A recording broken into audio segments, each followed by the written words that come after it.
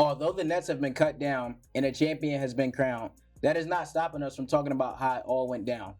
4 number 1 seeds in the Final Four, and the last 2 games of the March Madness tournament did not disappoint.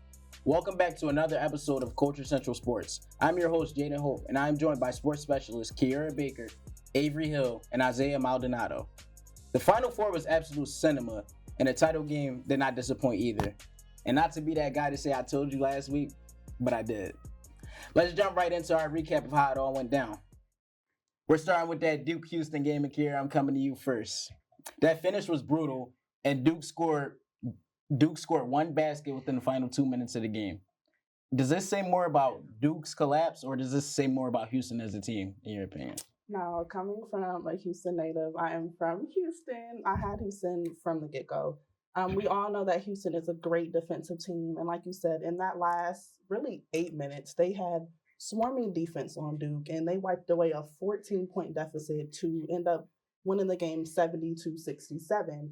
On top of their defense, I really want to credit Roberts and Tugler, both 2'6'8" bigs that were in the paint, and they were just phenomenal in the paint. They were getting blocks, they were getting rebounds.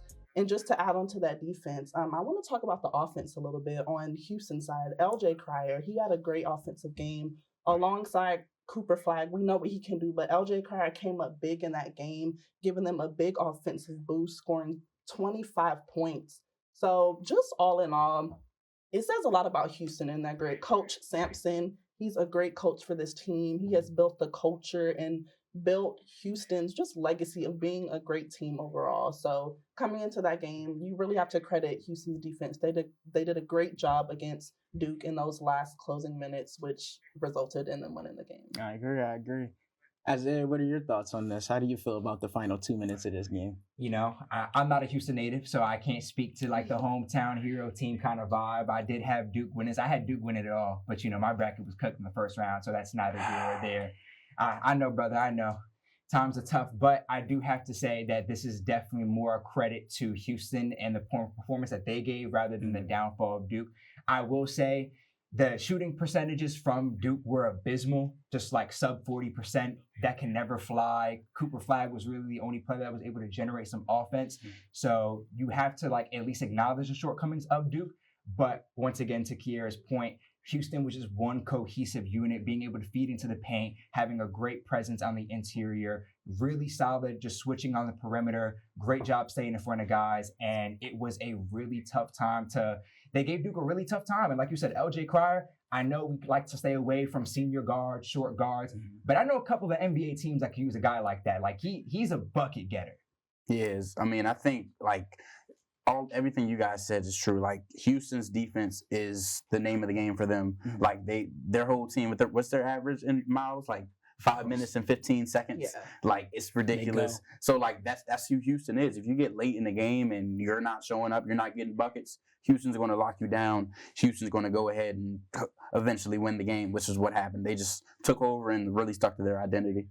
Do you feel like people are more so talking about the fact that Duke lost the game instead of the fact that Houston went and took the game from them? I mean, yeah, it's Duke. I mean, anytime Duke loses, everybody's having a parade on social media. Duke loses, whatever. But, like, Duke will be back. They're not worried about that.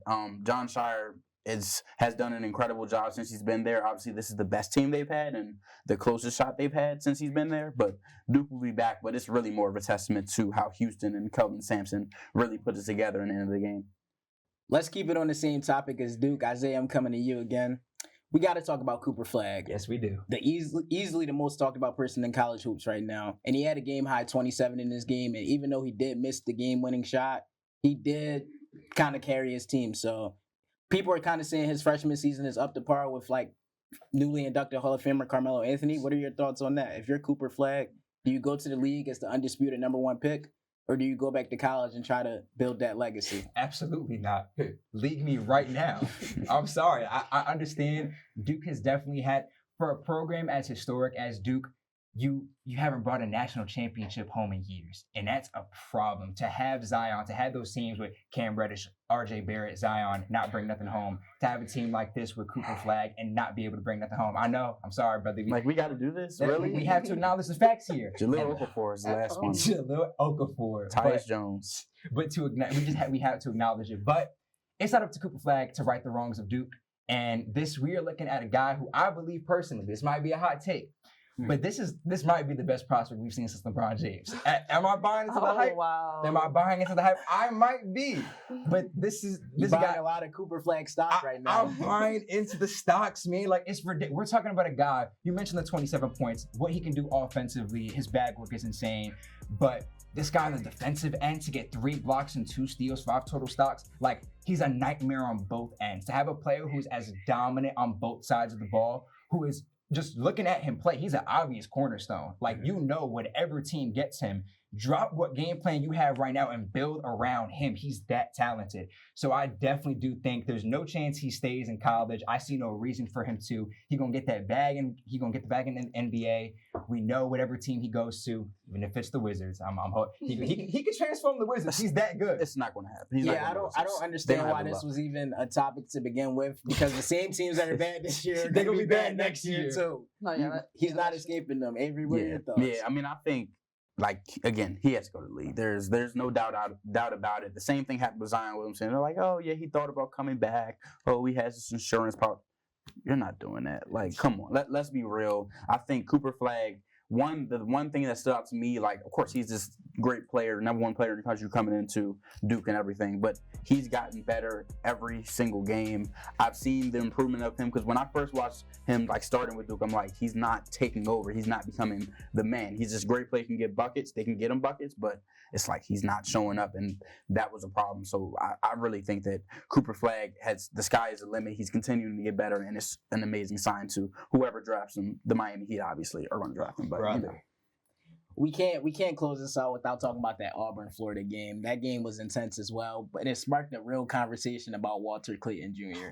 Is Walter Clayton Jr. a star in the making, and what do you think he's going to do once he goes to the league? Yeah, I already think he's a star, not a star in the making. That game really solidified who he is as a player, and it just really showed that he is a dog. Now, we both know that this was a rival game, a rival SEC game, and he had to play big. He's the Gators' best player, and he dropped 34 points in that game, and he actually was the first player with 30 points in both an Elite Eight and semifinals since Larry Bird. So that really just showed how great of a player he is. And when he gets to the league, I don't think that he's going to struggle at all. He had a great game. His wingspan, his height, he's 6'3", he's a great guard. And he won't have any problems in the league. He definitely has all the tools to make it work in the league. What are your thoughts on it? Do you see an NBA comparison here? Or? Well, I call him Walmart Stephen Curry.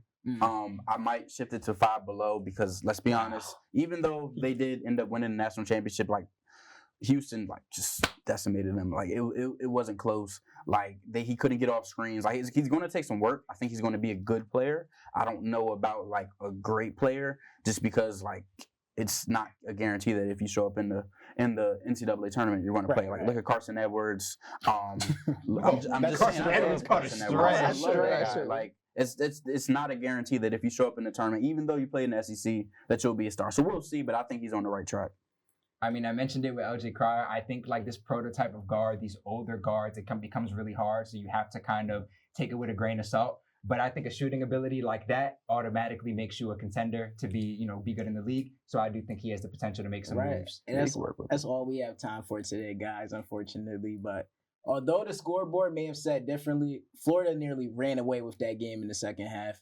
Clayton shown that he had the ability to shine when the lights are the brightest throughout the entire tournament, and Auburn really had no response for him. But that's all we have time for on this edition of Culture Central Sports. Thanks for watching, and stay tuned for more sports content from us.